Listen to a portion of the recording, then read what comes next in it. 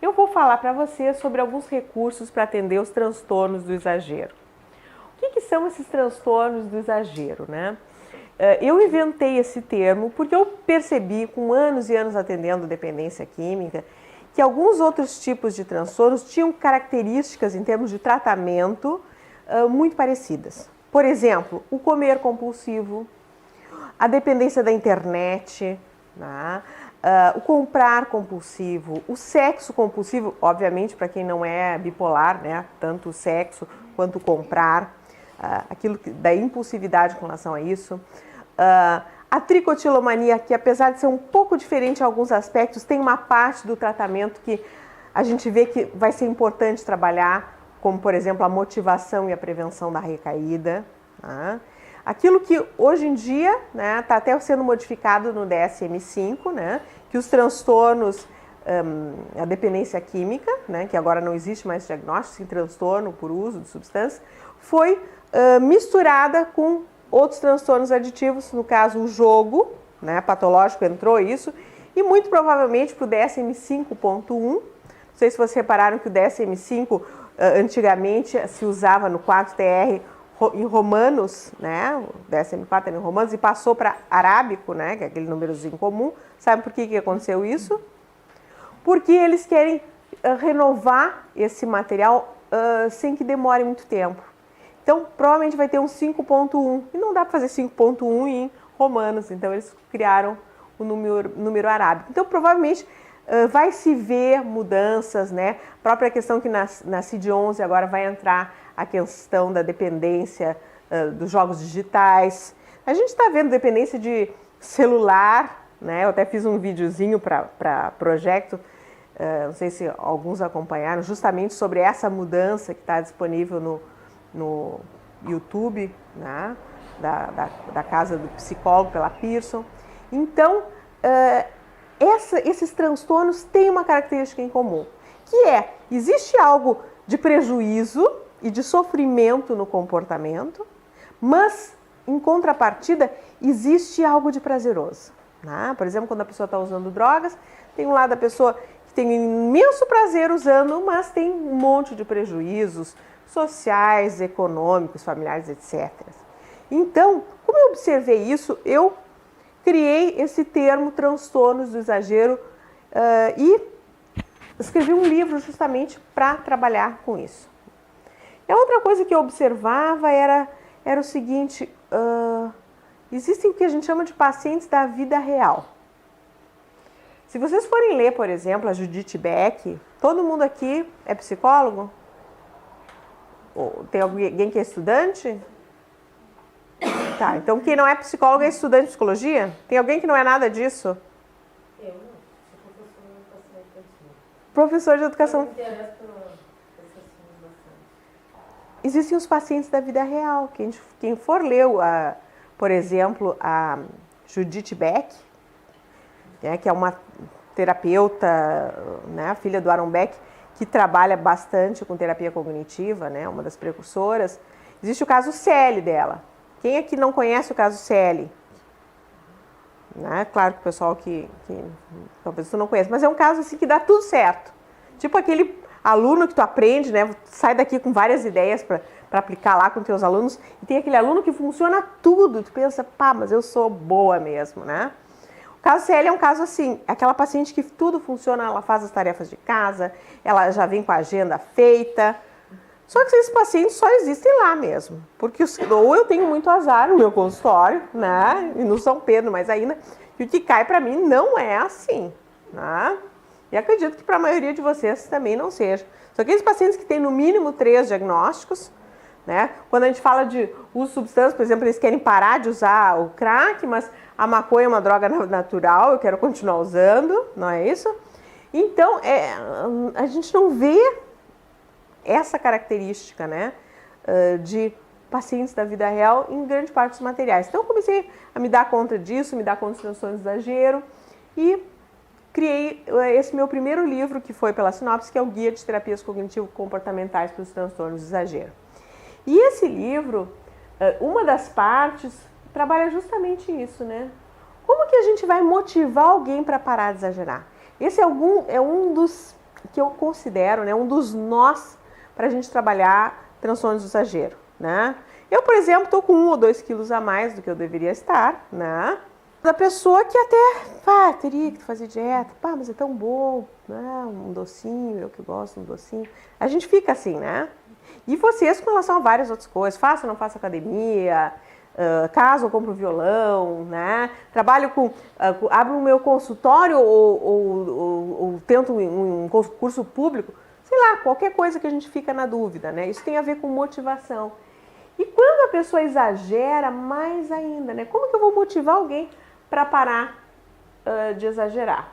E aí se sacou uma coisa bem interessante, né? Que as pessoas não estarem prontas para a mudança não significa que elas não queiram mudar.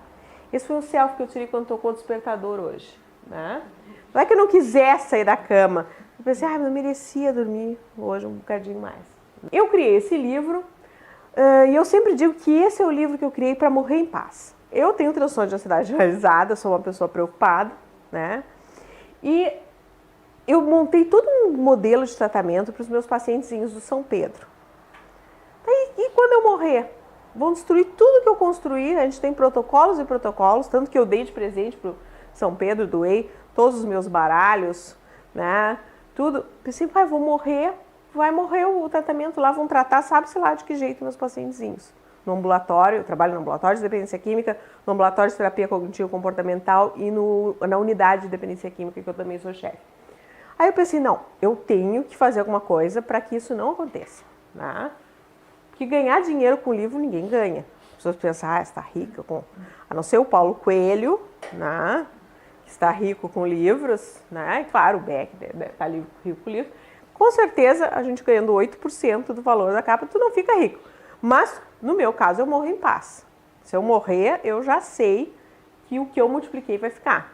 Então, eu pensei assim, eu vou fazer um livro, assim, daquilo que às vezes a gente pensa com o estagiário, tu quer que eu desenhe como tem que fazer? Né? Aí eu resolvi desenhar o que tem que fazer. Então, o que eu fiz? Eu peguei tudo que eu sei de transtornos do exagero, que eu trabalho com isso desde 1994, logo que eu me formei, em 93 me formei, e compilei num livro. Então, tem um capítulo que ensina como fazer uma entrevista diagnóstica e bota uma dialogada. E faz uma colinha, porque esse livro tem vários materiais que tu imprime no site do livro, tem uma colinha que tu bota ali na prancheta com as perguntas-chave dos principais transtornos. E com uma colinha da avaliação do estado mental. E com uma ficha de avaliação inicial. Ou seja, não tem erro. Claro que eu uso isso com meus estagiários, meus residentes de psiquiatria lá. Eles recebem essa cópia todas, né, para poder aplicar isso com os pacientes. Aí depois que eles sabem como fazer, a gente pega e tem um capítulo de entrevista motivacional. E tudo que a gente faz na entrevista motivacional. E todos os instrumentos que se usa, tu pode imprimir no site do livro. Aí tem um caso de uma pessoa que trabalha muito bem com isso no Brasil, mostrando como ela fez com o caso.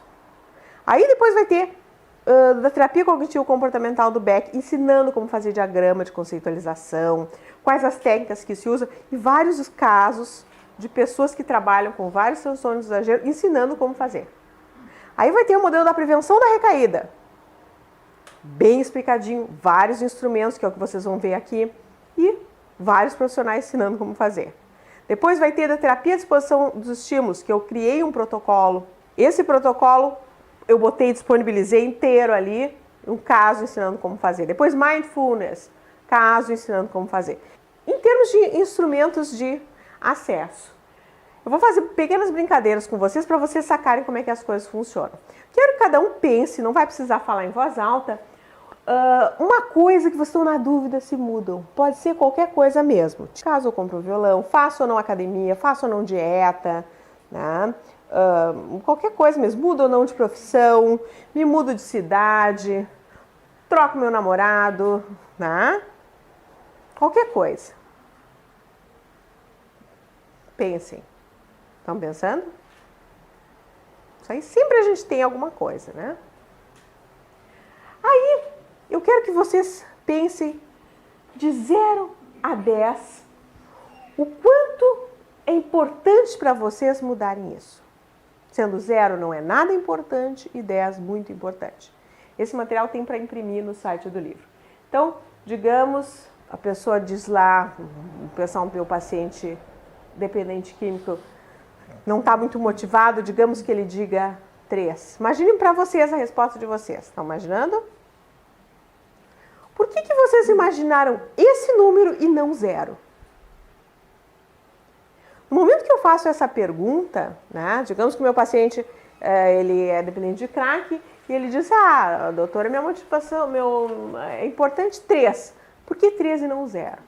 No momento que eu pergunto por que 3 e não 0, ele vai me dar o quê? Os argumentos para a mudança. Né? Aí depois eu vou perguntar na sequência, o quanto confiante tu estás de que tu consegue mudar isso? Sendo 0 nada confiante, 10 muito confiante. Eu tô 5. Por que 5 e não 10? Quando eu pergunto por que 5 e não 10, ele vai me dar o que falta para ele em termos de confiança.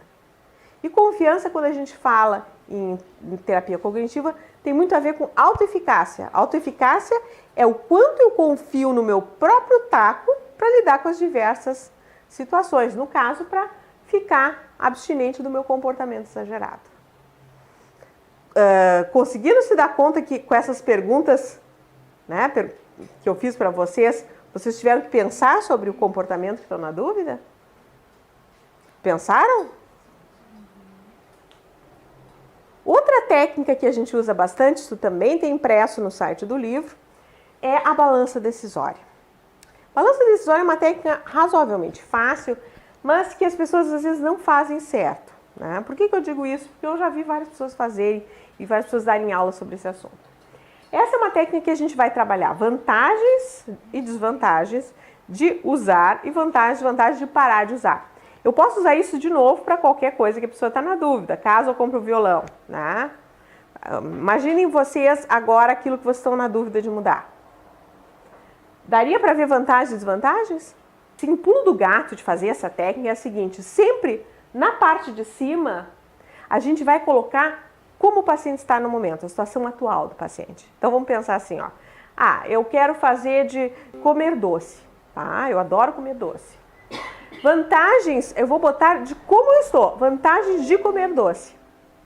E desvantagens de comer doce.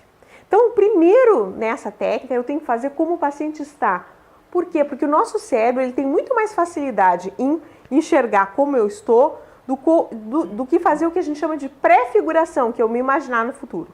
Depois que o paciente fez isso, né, escreveu as vantagens e desvantagens, a gente vai, né, que a gente faz de forma conversada com ele na sessão, eu faço a paradinha do Neymar na hora de bater o pênalti. Eu peço ao paciente, agora para um pouquinho, fecha os olhos e imagina que tu paraste de comer doce. Pegando meu exemplo.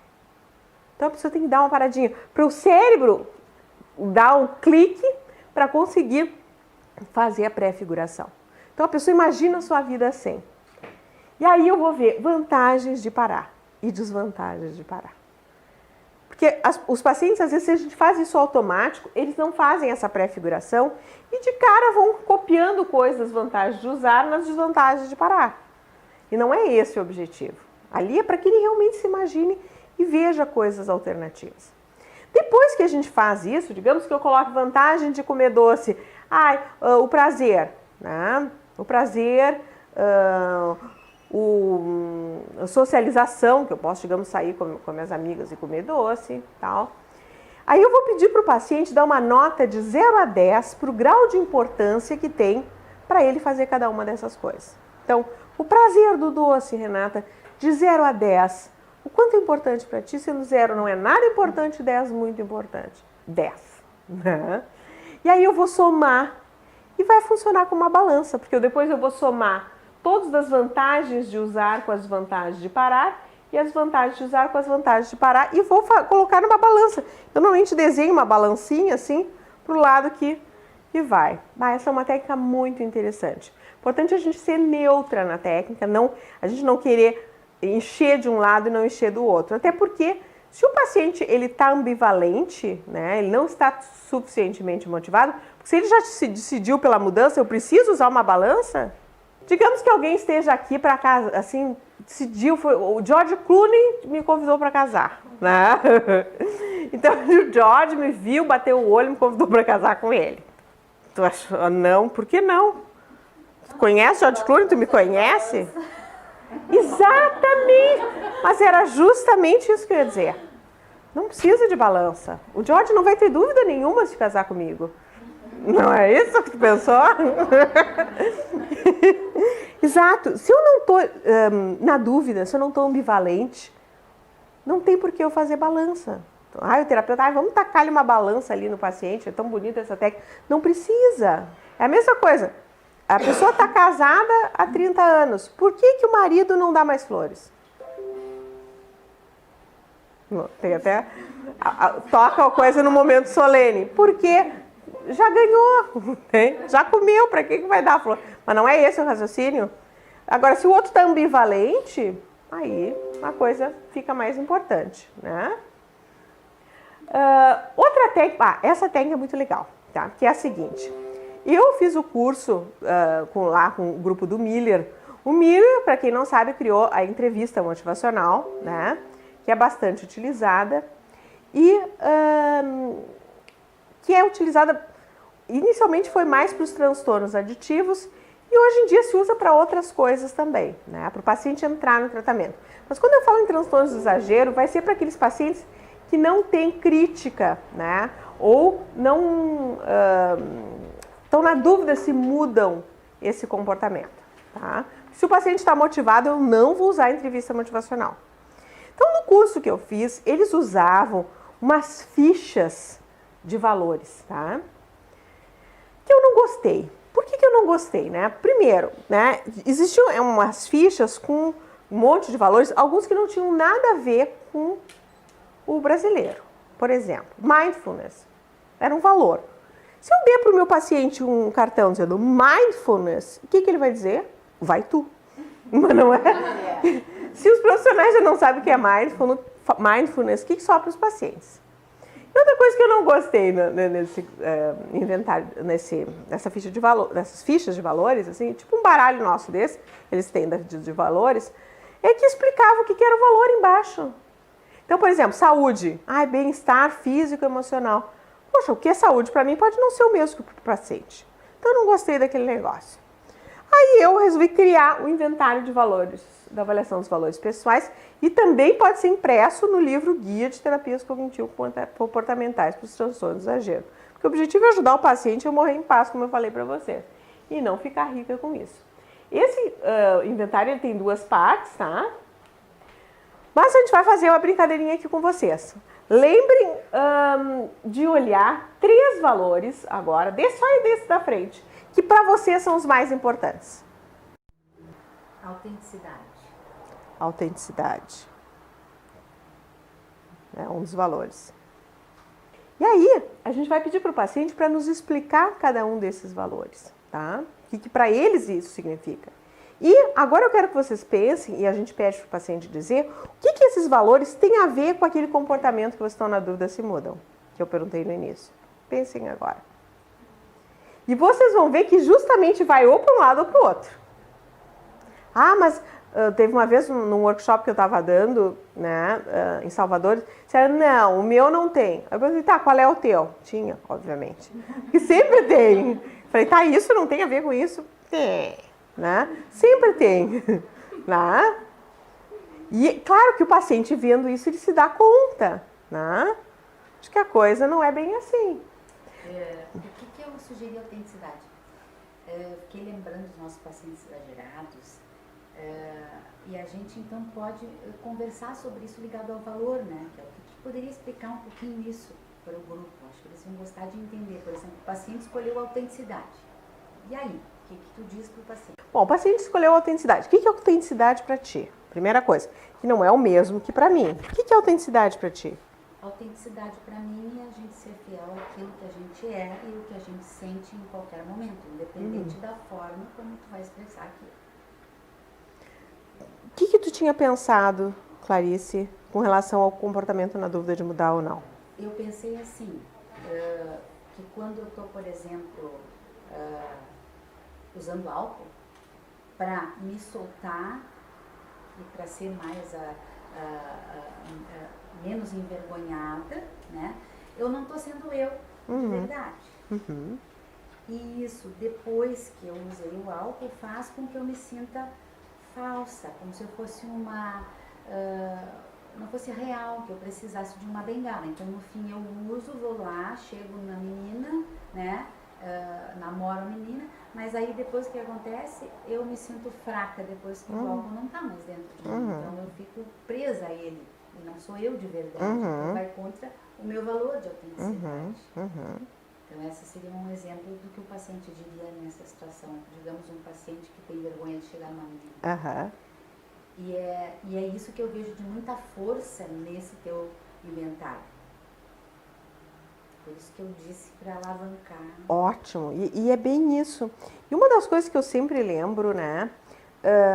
Eu, como sou mais acelerada, assim, né? Mais preocupada, quando eu vou para Santa Catarina de carro, eu não gosto de gente plasta na minha frente. Tomara que nunca tenha acontecido com nenhum de vocês de ficar na minha frente, porque com certeza eu buzinei, né?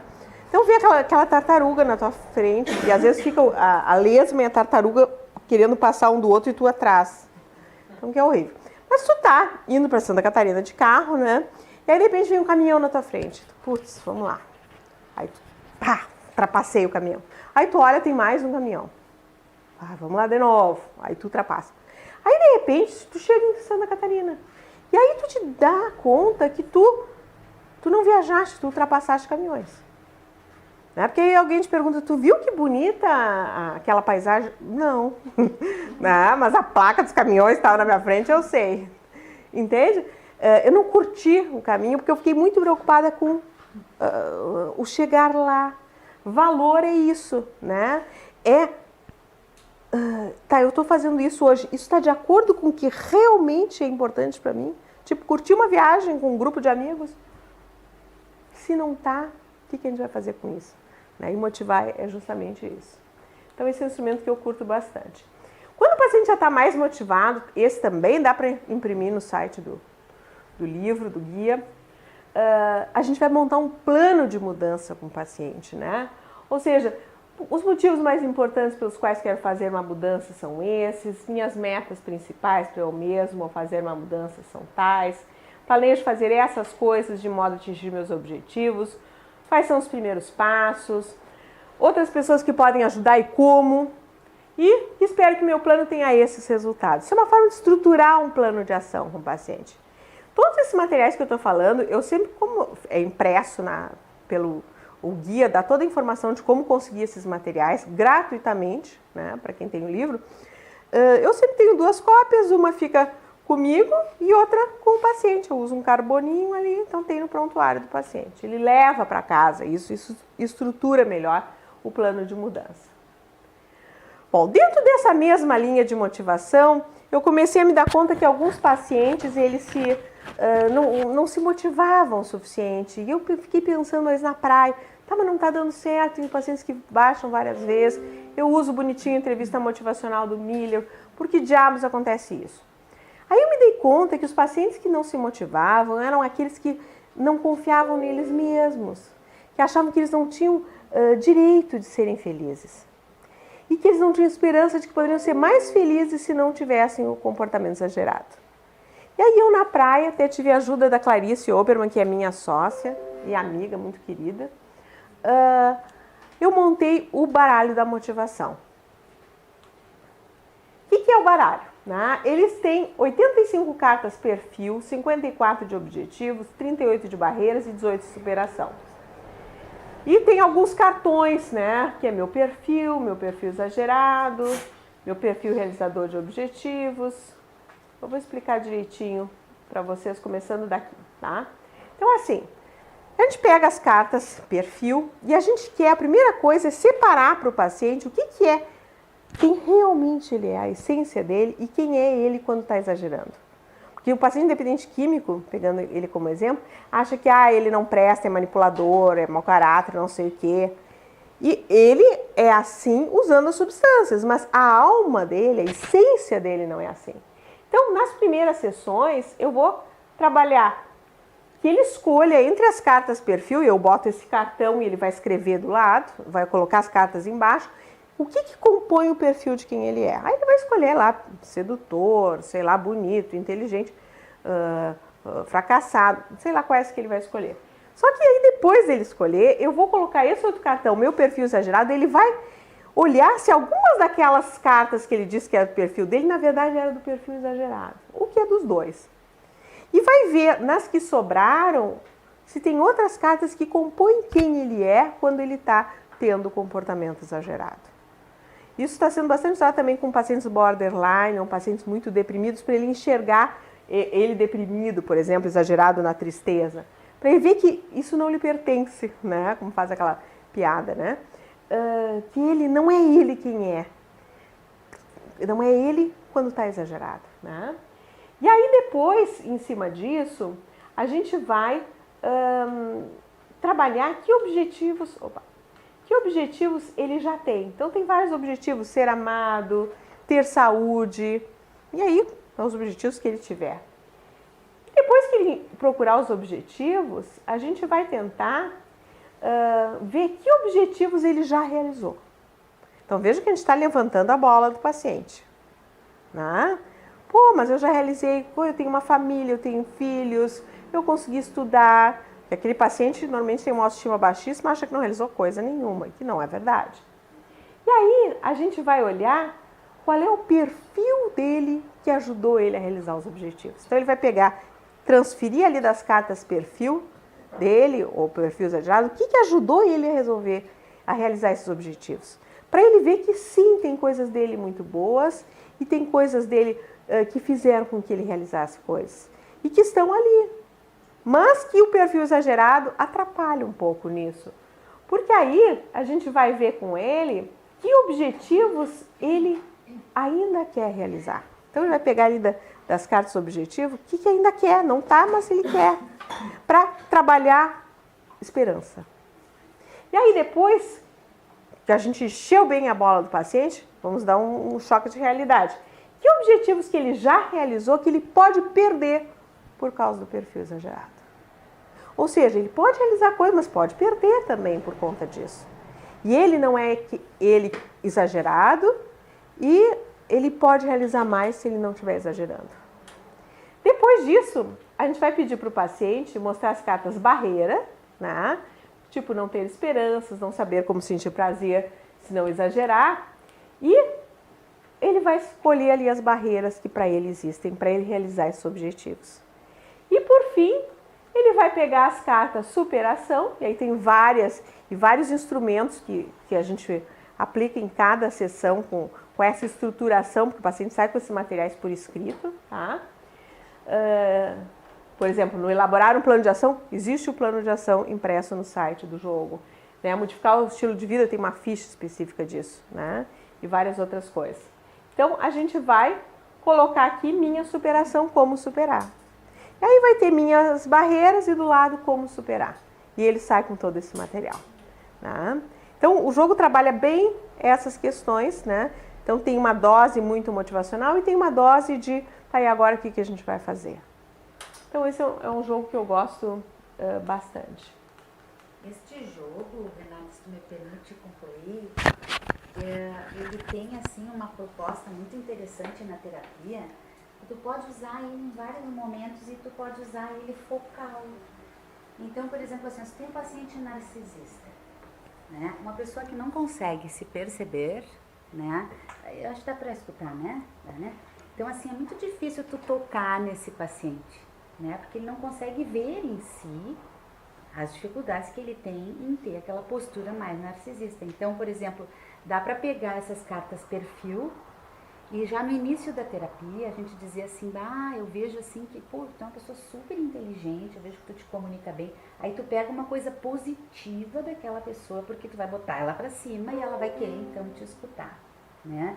E aí tu dá as cartas perfil e diz assim, aqui tem uma série de características humanas, para mim que estou te conhecendo agora, né? Eu queria que tu pudesse passar por essas cartinhas e me dizer assim, ó, como tu te identifica? E aí a pessoa começa a dizer, né? Eu acho que eu sou uma pessoa interpessoal, então assim, aí ele vai se reforçar, Né? Em seguida, tu diz para ele assim, agora passa de novo os olhos nas cartas perfil e me diz assim, ó, o que tu escuta de outras pessoas a respeito de ti. Veja, eu não estou dizendo nada para o paciente, eu não estou tocando nele de uma forma agressiva. Tipo, já te deu por conta que esse teu comportamento não é adequado e que tu vai afastar as pessoas? Eu não preciso dizer isso, porque ele vai passar pelas cartas perfil e ele vai dizer, bah, às vezes a minha mãe diz que eu sou meio assim, assado, né? Ou que eu sou meio grosseiro. E o que tu acha sobre isso que a tua mãe diz? Aí a pessoa começa então a se dar conta sem que o terapeuta precise de uma forma aversiva dar um feedback negativo, porque a gente sabe que o narcisista daí não vai voltar na outra sessão.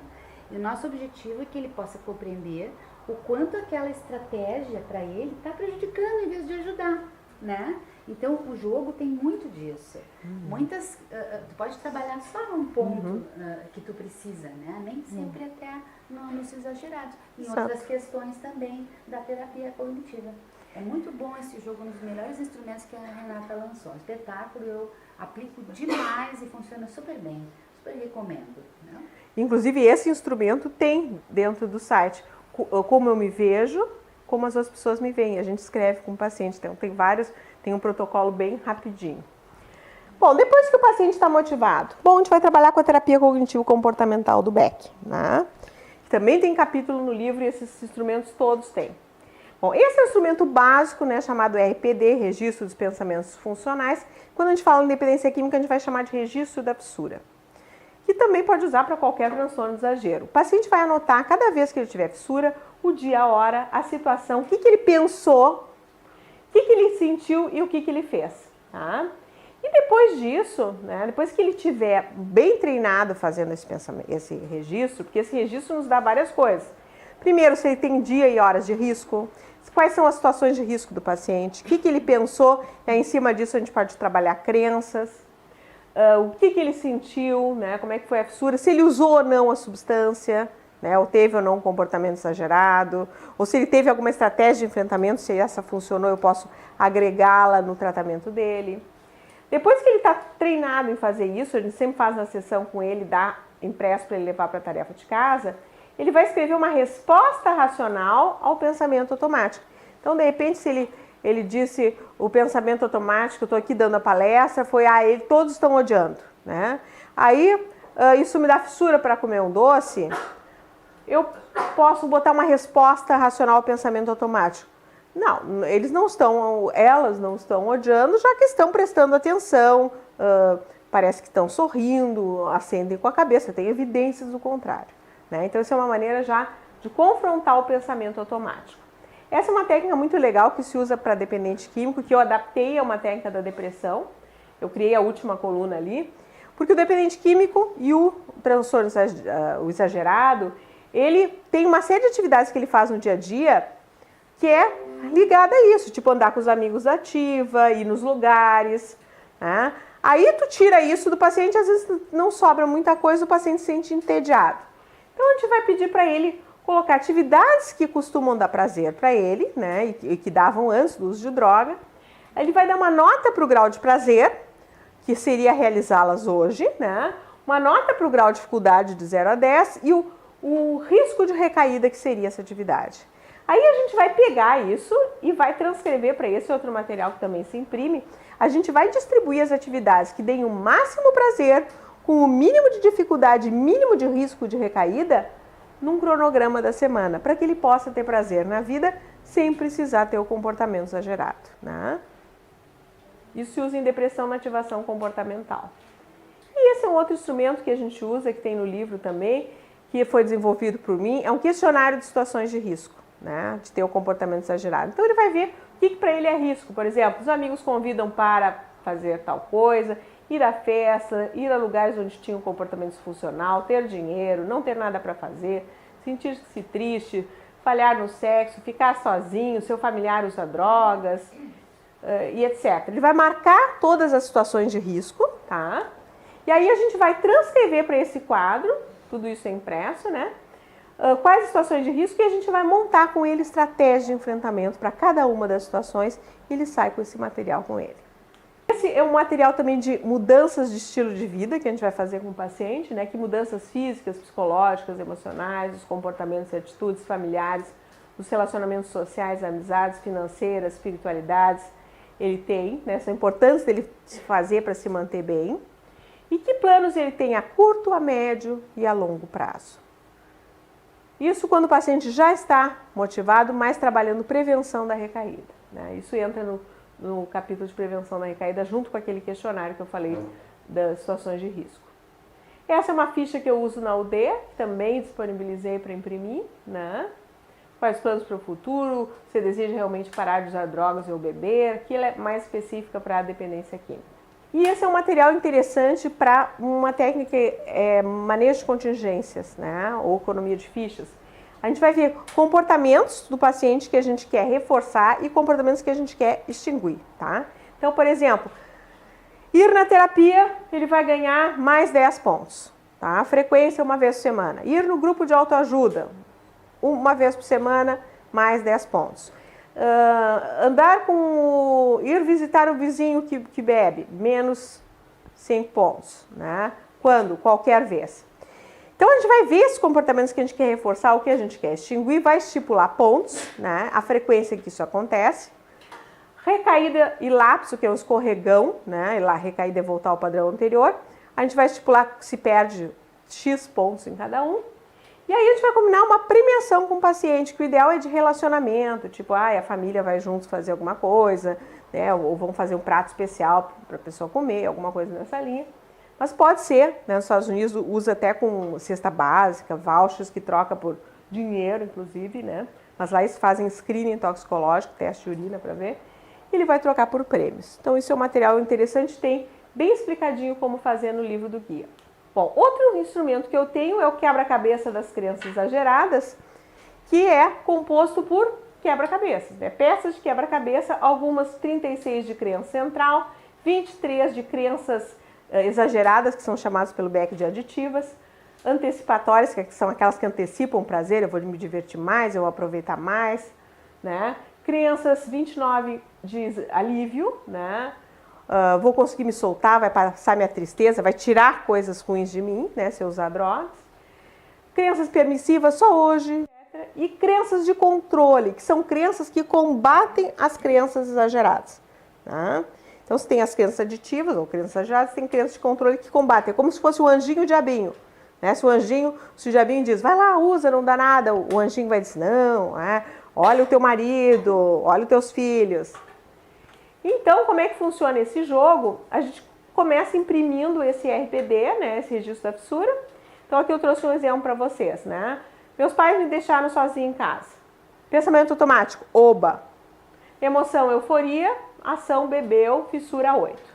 Aí a gente vai fazer com o paciente, né, uma flecha descendente, né? A flecha descendente é aquela técnica na qual a gente espreme o pensamento automático para extrair a crença central. Então eu pego o oba, o pensamento automático, tá, mas por que oba? Porque eles estão sempre me enchendo o saco. Tá, mas o que é estarem sempre te enchendo o saco? Estão sempre te vigiando, sempre me vigiando. Mas por que isso te incomoda tanto? Porque a minha vida é assim. Mas por que tu acha que eles fazem isso e fazem com que tua vida fique assim? Porque eu sou frágil. Sou frágil, crença central. Então, eu vou pegar lá, sou frágil, e aí vou ver que crenças exageradas se ativaram, né? Tipo, vou me sentir mais forte se eu usar a droga. O que sentiu? Euforia. E aí eu vou ver entre as crenças de controle quais que se encaixam aqui. Depois riem de mim, ou então, depois eu me prejudico. E aí a gente vai transferir isso para um cartão de enfrentamento que a gente imprime no site do livro. Então, eu acredito que sou frágil e que com o meu comportamento exagerado vou me sentir mais forte. Isso faz com que eu sinta euforia. No entanto, na verdade, quando eu exagero, riem de mim e eu me prejudico. E aí ele leva com ele esse cartão. E o último instrumento é o baralho do exagero, né? Foi o primeiro baralho que eu criei. Que ele é composto por 64 cartas de situações de risco, 26 estratégias de enfrentamento, 30 que são estratégias de enfrentamento que também são técnicas de manejo da fissura. Então, situações de risco, alguns exemplos. Receber convites de amigos para exagerar, estar com fissura, desejo por exagerar, Exemplo de estratégia de enfrentamento. Pensar no que você diria para um amigo na mesma situação, evitar situações de risco. E de cartas que também são manejo da fissura, relaxamento diafragmático, comer ou beber algo alternativo. No manual explica como fazer cada um desses. Aí a gente tem várias formas de jogar esse jogo, tanto individual ou em grupo, né? Vou citar para vocês uma delas. Com o paciente individual, eu vou dar todas as situações de risco para ele e ele vai olhando todas que para ele são situações de risco.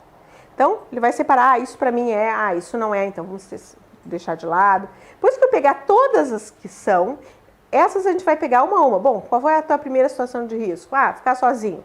E aí, eu vou dar as estratégias de enfrentamento, todas juntas, mesmo as com manejo da fissura, e ele vai ver quais as que se encaixam para essa situação de risco. Todas. Quanto mais estratégias para uma mesma situação de risco, mais chance de sucesso. E aí, tem aquela mesma ficha que tem situações de risco, estratégias que eu mostrei para vocês do guia, tem ali. Então, a gente vai transcrever as situações num lado da coluna e todas as estratégias que ele escolheu para cada situação, a gente vai transcrever na coluna estratégias. E ele leva esse material. Isso eu acho muito rico. Claro que a gente pode pegar só as técnicas de manejo da fissura e treinar uma a uma com eles. A gente pode fazer em grupo, tem uma série de grupos disponíveis. Né? Então, esse é um instrumento que eu acho bem legal. Né? Acho que trabalhar com dependência química, às vezes a gente sente que a gente está segurando um turbilhão de emoções, uma motivação que gira muito. Às vezes o paciente está motivado, às vezes não está motivado. Né? E a gente sente que é um esforço hercúleo que a gente tem que fazer para que ele caiba dentro dele mesmo. Mas se a gente consegue enxergar esse paciente do jeito que ele realmente é, que é uma pessoa frágil, que às vezes não tem fé que ele possa ser mais feliz sem ter o comportamento exagerado, vai ser mais fácil da gente ajudar esse paciente com vários instrumentos terapêuticos para que essa pessoa consiga ser feliz. E é para isso que a gente está aí, para isso que a gente escolheu a psicologia. Né? E para isso que a gente acordou cedo, num sábado, né? Para poder colocar essa sementinha no coração de cada um de vocês. Um beijo exagerado, né? Muito obrigada, era isso que eu queria falar. Muito obrigada, gente.